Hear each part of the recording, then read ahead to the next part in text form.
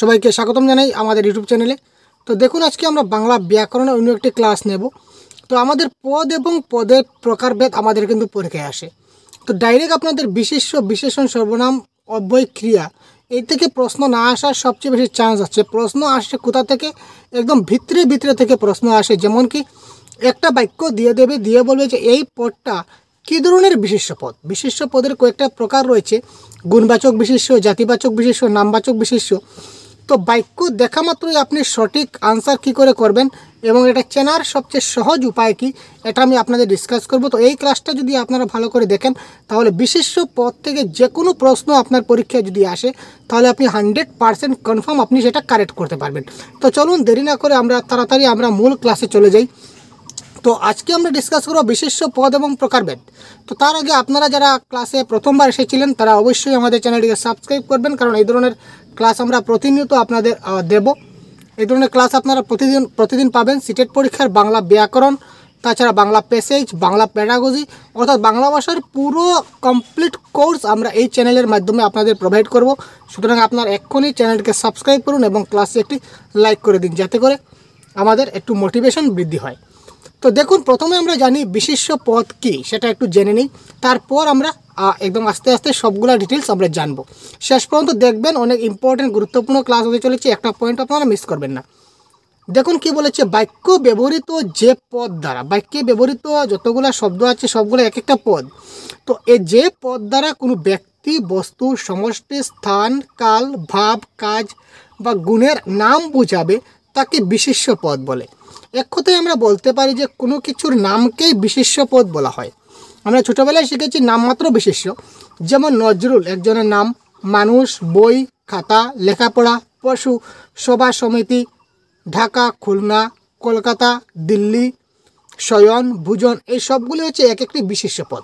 তো এবার কথা হচ্ছে, স্যার নজরুলটা কী ধরনের বিশেষ্য, মানুষটা কী ধরনের বিশেষ্য, শয়নটা কী ধরনের বিশেষ্য? এই জিনিসগুলো আজকে আমরা খুব ভালো করে ডিটেলসে আমরা এবারে জানব। তো দেখুন, বিশেষ্য পদের প্রধানত 6টা ভাগ রয়েছে। বিশেষ্য পদের প্রধানত 6টা ভাগ রয়েছে। এই 6টা ভাগগুলো আপনারা স্ক্রিনশট মেরে রেখে দিতে পারেন, বা পিডিএফটি আমি আমার ভিডিও ডেসক্রিপশনে থাকা গ্রুপে আপনারা জয়েন হয়ে যাবেন, এখানে আমি দিয়ে দেবো।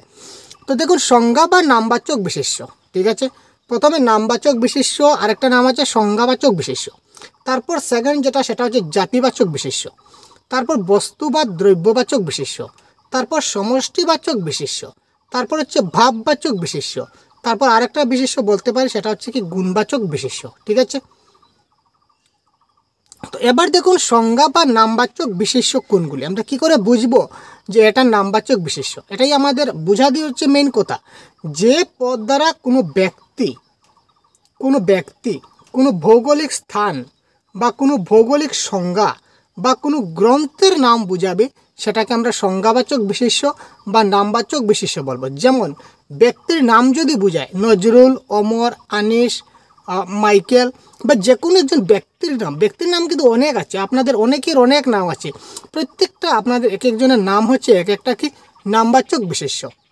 তারপর ভৌগোলিক কিছু স্থান আছে, যেমন কি কিছু কিছু জায়গার নাম আছে ভৌগোলিক স্থান বলতে কি, যে জায়গার জিওগ্রাফিক্যাল মানচিত্র রয়েছে, যে জায়গার মানচিত্র থাকে, যেমন আসাম, মানে মানচিত্র থাকার জায়গা। ভৌগোলিক স্থান মানে কি, যে জায়গার মানচিত্র আছে, মানচিত্র পাওয়া যায়, ঠিক আছে, ওই জায়গাকে বলা ভৌগোলিক স্থান। যেমন লন্ডন বলুন, দিল্লি বলুন, তার এক একটা, ভারতবর্ষ বলুন, তার এক একটা কী আছে ভাই, তার এক একটা ভৌগোলিক স্থান আছে, মানে ভৌগোলিক মানচিত্র আছে। সেইগুলিকে আমরা কি বলবো, এক একটা নামবাচক বিশেষ্য। তারপর ভৌগোলিক সংজ্ঞা, যেমন যার একটা ভৌগোলিক সংজ্ঞা আছে, যেমন হিমালয়ের একটা ভৌগোলিক সংজ্ঞা আছে। আরব সাগর, বঙ্গোপসাগর, ভারত মহাসাগর, এই ধরনের জিনিসগুলো এক একটা ভৌগোলিক সংজ্ঞা। এইগুলো এক একটি হচ্ছে কি নামবাচক বিশেষ্য। তারপর বিভিন্ন গ্রন্থের নাম, অনেক রাইটার, অনেক লেখক, অনেক কবিরা অনেক গ্রন্থ লিখেছিলেন। এই এক একটা গ্রন্থ, প্রত্যেকটা গ্রন্থ এক একটা নামবাচক বিশেষ্য। যেমন কয়েকটা উদাহরণ দিচ্ছি, গীতাঞ্জলি, অগ্নিবীণা, দেশে বিদেশে, এই ধরনের অনেক গ্রন্থ আপনারা পাবেন। সে প্রত্যেকটা গ্রন্থ কি এক একটা নামবাচক বিশেষ্য। তারপর দেখুন, জাতিবাচক বিশেষ্য, যে পদ দ্বারা কোনো এক জাতীয় প্রাণী বা এক জাতীয় পদার্থ তার সাধারণ নাম বোঝাবে, তাকে জাতিবাচক বিশেষ্য বলবে। যেমন মানুষ, এখানে দেখুন আমি আগে বলেছিলাম নজরুল বা রহিম বা যদু বা করুণা, ঠিক আছে, বা মায়া বা মমতা, এই এক একজন হচ্ছে মানুষের নাম। এখানে নজরুল একজনের নাম, রহিম একজনের নাম, যদু একজনের নাম, মায়া একজনের নাম, করুণা একজনের নাম, মমতা একজনের নাম। এই সবগুলো হচ্ছে এক একটা নাম। এই যে নামগুলোকে আমরা আলাদা করে সেটাকে এক একজনকে আমরা নাম ধরে ডাকবো, তো এটা হচ্ছে কি নামবাচক বিশেষ্য। আর সবগুলোকে একত্রে আমরা কি বলতে পারি, সবগুলোকে একত্রে আমরা বলবো এই সব হচ্ছে কি এক একজন মানুষ। মায়া, করুণা, রহিম, নজরুল, যদু, এই সব কি তারা কি, তারা হচ্ছে মানুষ জাতীয়। সুতরাং এই মানুষ যে পদার্থ বা মানুষ যে শব্দটা, এই শব্দটা হচ্ছে কি জাতিবাচক বিশেষ্য। যদি গরু বুঝাই, গরু বলতে কিন্তু পার্টিকুলার কোনো এক গরুকে বোঝানো হয়েছে না, অনেক গরুকে বোঝানো হয়। যেমন পাখি, পাখি বলতে আমরা নির্দিষ্ট এখানে কোনো পাখি আমরা বলি যে নির্দিষ্ট যদি একটা পাখি বলি যে ওই পাখি আমার বাড়ির ময়না পাখি বা আমার বাড়ির ময়না পাখি, এটা হচ্ছে ময়না একটা নির্দিষ্ট, সেটার নামবাচক। আপনি একটা আপনার বাড়িতে একটা ময়না পাখি পালন করছেন বা তুতা পাখি পালন করছেন, তার একটা নাম রেখেছেন, সেটা হচ্ছে নামবাচক। কিন্তু এই যে ওভারঅল যেটা সম্প্রদায়, যে পাখি গোষ্ঠী, সবগুলোকে আমরা পাখি যে শব্দটা, এগুলোকে অনেক পাখি বোঝানো হয়েছে। সুতরাং এটাকে আমরা কি বলবো, এটা হচ্ছে একটা কি জাতিবাচক বিশেষ্য।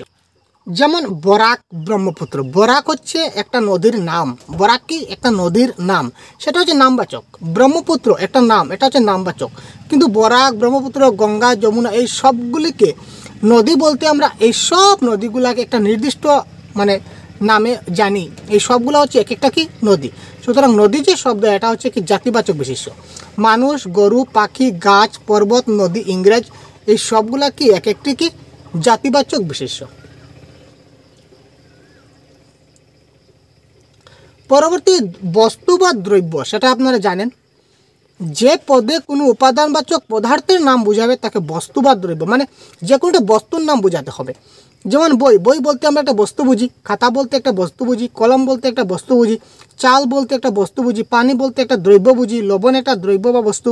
এই ধরনের যতগুলা জিনিস থাকবে সবগুলি, যেমন বাটি, মাটি, চিনি, থালা, এই সবগুলা কি এক একটা দ্রব্য বা এক একটা বস্তু। এইগুলাকে আমরা কি বলবো, বস্তু বা দ্রব্যবাচক বিশেষ্য বলবো। তারপর সমষ্টিবাচক, সমষ্টি মানে কি কয়েকটি মিলে একটি দলগতভাবে থাকে। যেমন সভা, সভা কি আমরা একাকী সভা গঠন করতে পারি?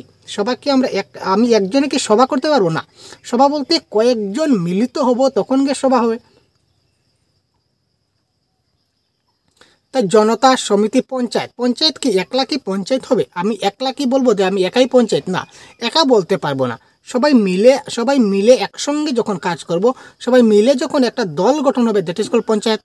বা ঝাঁক, ঝাঁক বলতে পাখির ঝাঁক, বা দল, গরুর দল, ছাগলের দল, এই দল, দল, ঝাঁক, বহর, মহফিল, পঞ্চায়েত, এই যে শব্দগুলো, এগুলো এক একটা কি সমষ্টিবাচক। মানে কি একলা কোনো কিছু সম্ভব না, একা কোনো কিছু সম্ভব না, সবাইকে নিয়ে সম্ভব। তো সবাইকে নিয়ে যেখানে সম্ভব সেটা হচ্ছে কি সমষ্টিবাচক। তারপর দেখি ভাববাচক। যে বিশেষ্য পদ ক্রিয়ার ভাব বা কাজের ভাবকে বোঝাবে তাকে আমরা বিশেষ্য পদ বলবো। যেমন শয়ন, শয়ন, ঘুমন, গমন, দর্শন, ভোজন। শয়ন, শয়ন বলতে একটা কাজের কথা বোঝাচ্ছে, কি কাজ, যে আমি ঘুমাবো।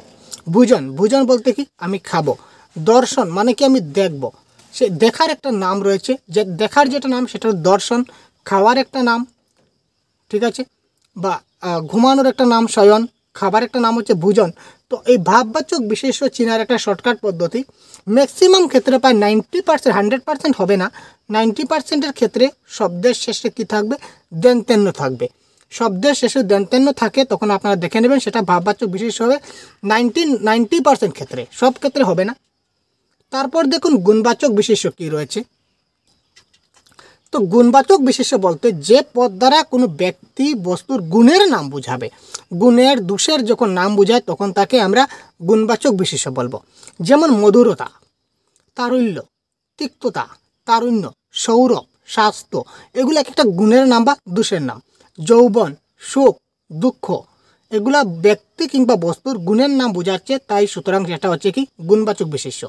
তো শব্দের শেষে তা অথবা জফলা থাকে ম্যাক্সিমাম ক্ষেত্রে, সবসময় থাকে না, কিছু কিছু ক্ষেত্রে তা বা জফলা থাকলে আপনারা গুণবাচক দেবেন। যেমন এখানে আপনারা বলবেন যে স্যার এখানে তো দুঃখ রয়েছে, বা এখানে যৌবন রয়েছে, যৌবন আপনি বলেছে দন্তেন্য যদি থাকে তাহলে সেটা ভাববাচক বিশেষ্য হবে, কিন্তু এখানে যৌবন বলতে কি কোনো কাজের কথা বোঝাচ্ছে?